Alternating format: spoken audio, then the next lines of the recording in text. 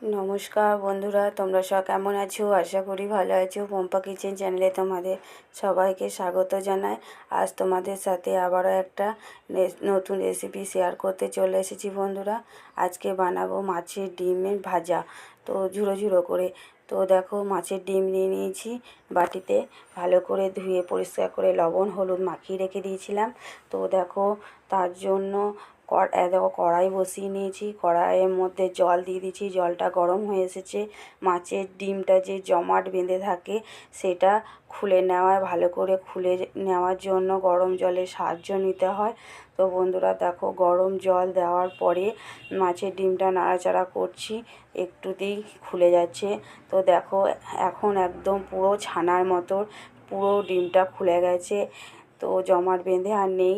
তো ভালোভাবে নাড়াচাড়া করে আমি আর বেশিক্ষণ রাখবো না, কড়াইয়ের মধ্যে নামিয়ে নিচ্ছি।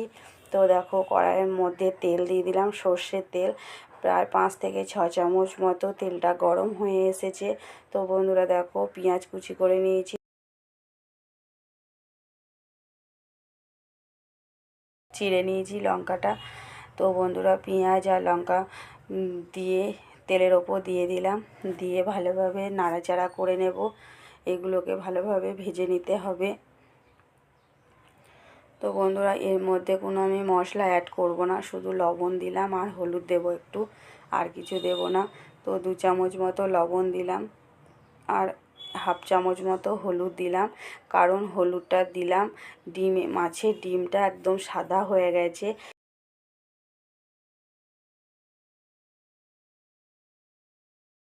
গ্লাসের মধ্যে একটু মুড়ি নিয়ে ঠুকে ঠুকে ভালো করে গুঁড়ো করে নিচ্ছি। মুড়ি গুঁড়ো দিলে মুচমুচে হয়, খেতে আরও খুব ভালো লাগে, টেস্টি হয়। তো বন্ধুরা দেখো, পেঁয়াজ লঙ্কা ভাজা হয়ে গেছে, মাছের ডিমগুলো দিয়ে দিচ্ছি। দেখো, কড়াইয়ের মধ্যে ঢেলে দিয়ে ভালোভাবে নাড়াচাড়া করে নেব। তো বন্ধুরা দেখো, ভালোভাবে নাড়াচাড়া করে নিচ্ছি। যত নাড়াচাড়া করবে তত তারা ভালো ভাজা হবে, আর খেতেও খুবই সুস্বাদু লাগবে। তো বন্ধুরা দেখো, প্রায় হয়ে এসেছে আমার মাছের ডিমগুলো ভাজা।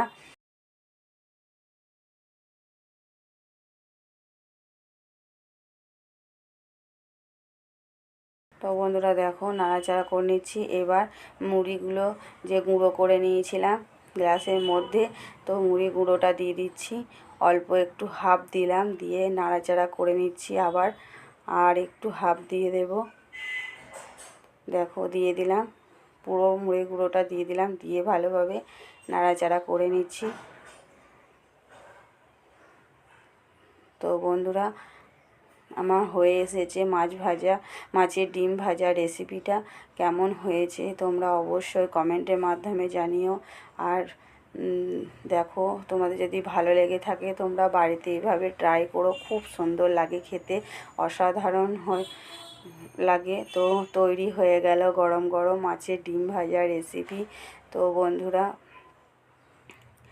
এই হচ্ছে ফাইনাল লুক মাছের ডিম ভাজার।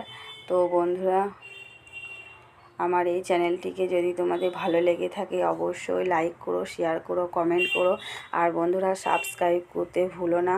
আমার রান্না যদি ভালো লেগে থাকে অবশ্যই কমেন্টের মাধ্যমে জানিও, আর আমাকে সাপোর্ট করো, আমি যেন আরও এগিয়ে যেতে পারি। তোমরা সবাই ভালো থেকো, সুস্থ থেকো। নমস্কার।